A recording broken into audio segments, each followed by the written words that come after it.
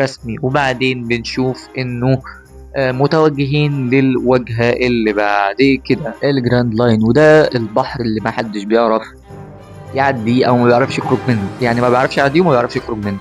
فالحمد لله ان الطاقم عدى منه على خير ودخل على الارك اللي بعده وهو جزيرة الاباستا.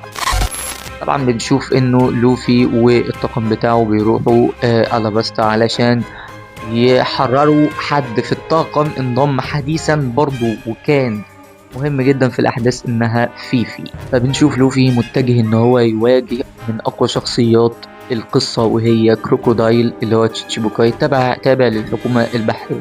وبنعرف إن في 7 حكام أو 7 تشيتشيبوكاي في حكومة العالم، ودول اللوفي اللي هيتجه نحو هزيمتهم في القصة.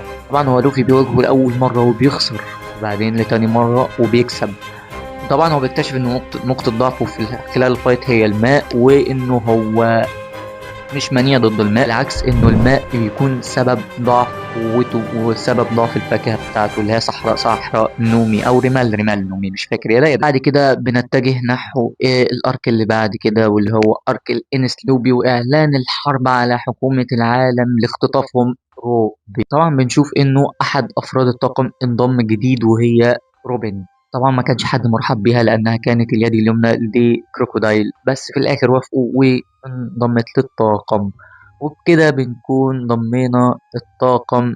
نسيت توني تشوبر، نسيت احكي عن حاجة مهمة قوي قبل ارك الاباستا، وهو ارك مهم جدا انا مش فاكر اسمه، بس هو اختصارا ان هو كان انضم في توني تشوبر للطاقم. طيب بعدين يا باسم، بعدين بنشوف انه دخلنا ارك الاباستا